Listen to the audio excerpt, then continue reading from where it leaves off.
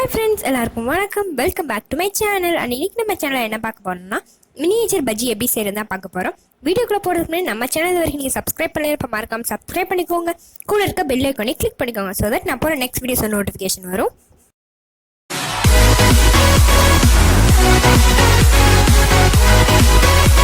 பஜ்ஜி பண்ணுறதுக்கு முதல்ல ஒரு கிண்ணத்தில் நான் கொஞ்சம் பஜ்ஜி மாவு சேர்த்துக்கிறேன். சேர்த்துட்டு அதில் கொஞ்சம் தண்ணி ஊற்றி பஜ்ஜி மாவு வந்து பதத்துக்கு ஒரு அளவுக்கு ரொம்ப தண்ணி இல்லாமல் ரொம்ப கெட்டியும் இல்லாதவே தண்ணி சேர்த்து நல்லா வந்து கலக்கி விட்டுக்கோங்க. நான் கலக்கிறேன் பார்த்தீங்கன்னா கொஞ்சம் கொஞ்சமாக தண்ணி சேர்த்து நான் வந்து கலக்கிக்கிட்டேன். இப்போ வந்து நல்லா கலக்கியாச்சு மாவை. இப்போ அதோட நான் வெங்காயம் ஆல்ரெடி கட் பண்ணி வச்சுருந்தேன். குட்டி குட்டியாக சர்க்கிளாக கட் பண்ணி வச்சு அதை உள்ளே போட்டு அப்படியே ஒரு பிளேட்டில் எடுத்து வச்சுக்க போகிறேன். நான் வந்து வெங்காய பஜ்ஜி தான் எனக்கு போட போகிறேன். வாழைக்காய் பஜ்ஜி போடலாம், உருளைக்கிழங்கு பஜ்ஜி போடலாம், எது வேணாலும் போட்டுக்கலாம். நான் வந்து எனக்கு வெங்காய பஜ்ஜியே போதும்னு சொல்லிட்டு நான் வெங்காயத்தை இந்த மாதிரி குட்டி குட்டியாக ஸ்லைஸ் வந்து பஜ்ஜி மாவு மிக்ஸ் பண்ணுறதுக்கு முன்னாடியே நான் வந்து எண்ணெயை வந்து நல்லா காய வச்சு எண்ணெய் நல்லா அதுக்கப்புறம் இந்த வச்சுருந்தோடனே அந்த பஜ்ஜி அதை அப்படியே உள்ளே போட்டு பொரிச்சு எடுக்க வேண்டியது சூப்பரான ஈவினிங் ஸ்நாக்ஸ் நமக்கு ரெடியாக போகுது.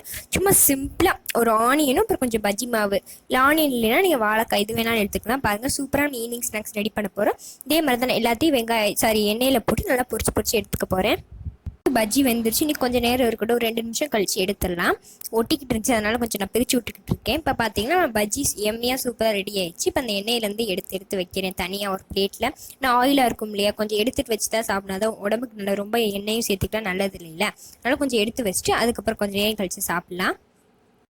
என்கிட்ட மிச்சம் இந்த வெங்காயத்தில் பஜ்ஜி மாவெல்லாம் மிக்ஸ் பண்ணி வச்சுருந்தேன். அது எல்லாத்தையும் நான் போட்டு பொறுமையாக எடுத்துக்கிட்டு இருந்தேன். ஏன்னா நிறையா நான் வந்து பண்ணிகிட்டே அதனால் கொஞ்சம் கொஞ்சமாக போட்டு எடுத்துக்கிட்டு இருந்தேன்.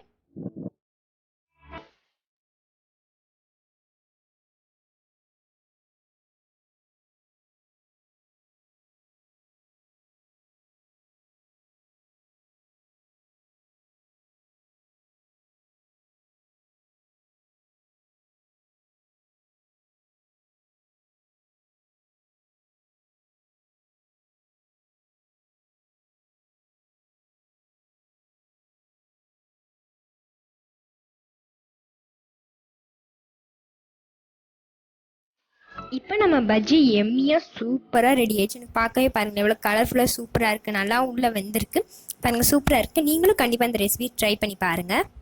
இந்த ரெசிபியோட ப்ரோமோ 2 to 3 டேஸ்க்கு முன்னாடி போட்டிருந்தேன். அதில் வந்து நிறைய பேர் கமெண்ட் பண்ணியிருந்தீங்க. இப்போ இந்த கமெண்ட்ஸ் எல்லாம் பார்க்கலாம்.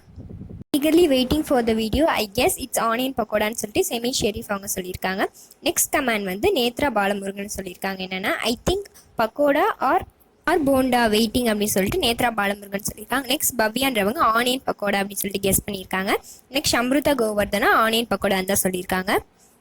ஆனியன் பக்கோடா அப்படின்னு தான் நிறைய பேர் சொல்லியிருக்காங்க. சூப்பர், உங்களோட கெஸ்ஸிங்ஸ் வந்து சொல்லியிருக்கீங்க. ஆனால் வந்து ஆனியன் பஜ்ஜி தான். So no problem. இதே மாதிரி உங்களோட லவ் அண்ட் சப்போர்ட் தொடர்ந்து கொடுத்துக்கிட்டே இருங்க. நம்ம சேனல் வரைக்கும் நீங்கள் சப்ஸ்கிரைப் பண்ணலைன்னா மறக்காம சப்ஸ்கிரைப் பண்ணிக்கோங்க. தேங்க்ஸ் ஃபார் வாட்சிங்.